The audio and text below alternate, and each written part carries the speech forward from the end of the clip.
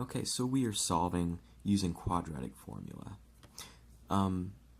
Whenever we have an equation just like this right here, where we have 2x squared plus 9, and we have it set equal to 0, what we were wanting to determine is the roots of the equation. In other words, if we have, let's say an origin right here, where this is y-axis and this is x-axis, we are wanting to know if it ever crosses the x-axis at all. This one doesn't. If it ever touches the x-axis at all, which this one does, and if it crosses the x-axis maybe twice even. And so this equation right here determines if that happens or not, and we're using this given equation to see if that actually happens. Now, we have the quadratic formula where we have the opposite of b plus or minus the square root of b squared minus 4ac over 2a will give us our solution.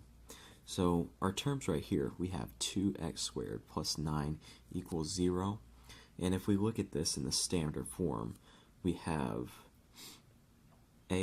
ax squared plus bx plus c, right? Now, what terms do we have? We have a 2x squared, which is our a term, so a equals 2.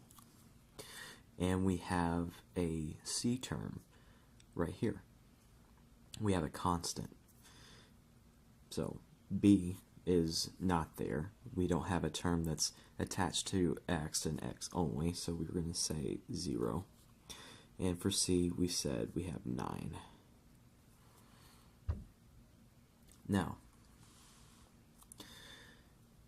all we have to do from here is we have to plug into the quadratic formula. Now, what most people do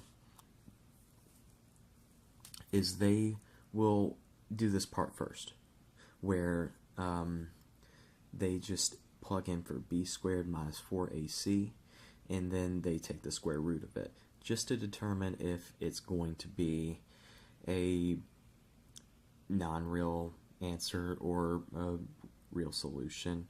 So let's go ahead and do that.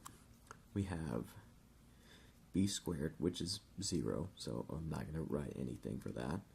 Then minus 4ac, and then you take the square root. So minus 4ac. 4a is 2. And then times c, which is 9. Okay. So we know that because we have one negative number out front, and then no negatives that follow it, we're going to have a negative product from it. So negative 4 times 2 is negative 8. Negative 8 times 9 is negative 72. So now we could take the square root, and we're met with a problem here. We can't take a square root of a negative number. So what we have to break this down into is an imaginary number times 72, radical 72 rather. Now, 72, I believe we can actually simplify. If I'm correct, I think 36, which does have a square root, goes into 72 twice. And so we could take out radical 36 and radical 2. And we still have the imaginary number out front. Now, radical 36 we could rewrite as 6, and we bring that right out front, where we have 6i, and then radical 2 left over. Okay. Now, the next step, we still have to do the opposite of b, which is 0. So let's go ahead and scratch that out. And then plus or minus this answer right here.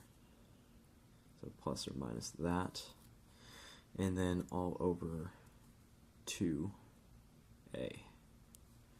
And a was once again 2.